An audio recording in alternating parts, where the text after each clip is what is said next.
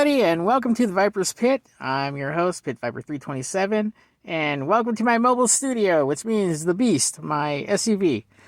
As you see right here, we have Baby Grogu, and there actually are buttons that I purchased not that long ago. And what I'm trying to do here is I'm going to be making actually like little hat pins, or what you would actually call enamel pins, with little backing, so then you can put them on a hat or on a shirt or any type of lapel whatsoever.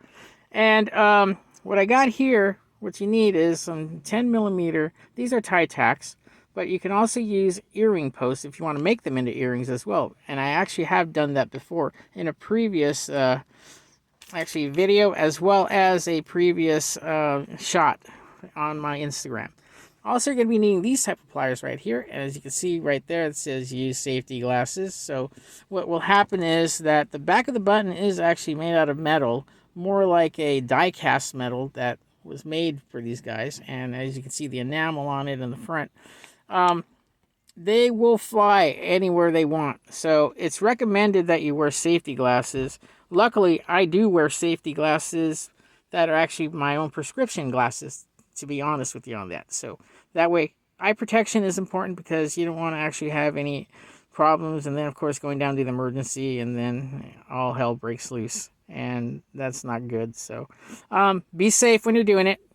What I do is I actually will get close to it like so then that way you can get to the very, very bottom. So then that way, as you can see right here, really close. And then, work at it a little bit at a time by applying pressure. The other thing what I would do is, in that case, with my other hand, unfortunately, I'm not using my stand at this moment, is try to cover it a little bit with your hand like this. And when you're ready to snap them, then that way you minimize where it's going to fly off to. It hurts a little bit when that happens, just to let you know, because that thing actually flies pretty fast wherever it wants to go. But like I said, for safety reasons, please wear safety glasses when you're trying to work with this stuff, because it's not fun when you actually have it. Eye injuries are one of the most things that you don't want to have at all, because your eyesight is important. And like I said, this is the stuff right here that I'm using. And these happen to be, like I said, tie tacks, 10 millimeter. I actually picked these up at Hobby Lobby, but you can pretty much pick them up anywhere or online. So then let me go ahead and get started, and let me show you what we got. Okay, so first thing you want to do is you want to go ahead and apply it like so. So what I'm going to be doing here is I'm going to be stopping the video for a moment, so then that way I can show you the after, because it's kind of hard to do with one hand. So bear with me. Okay, here's the end result of that. Actually, what I did here was, after covering it up, you can see that I actually made a clean cut right there.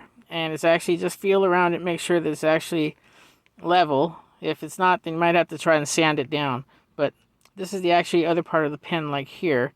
As you can see, this one still has the other one for the button.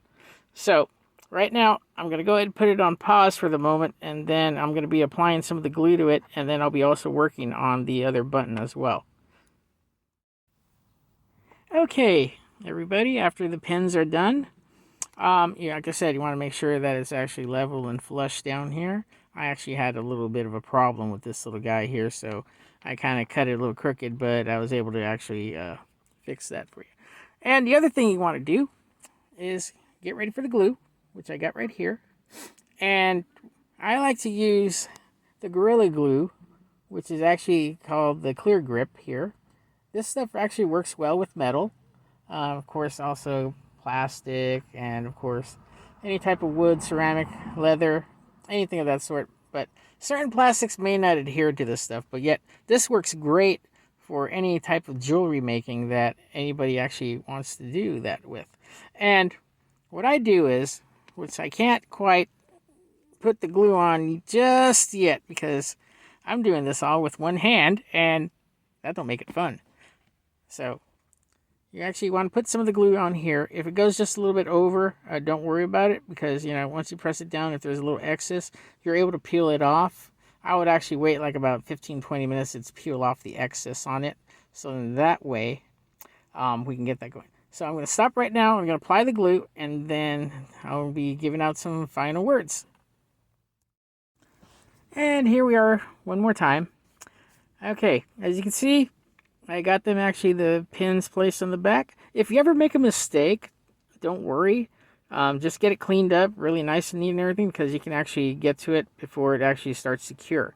The curing process takes about 24 hours, so that's one whole day.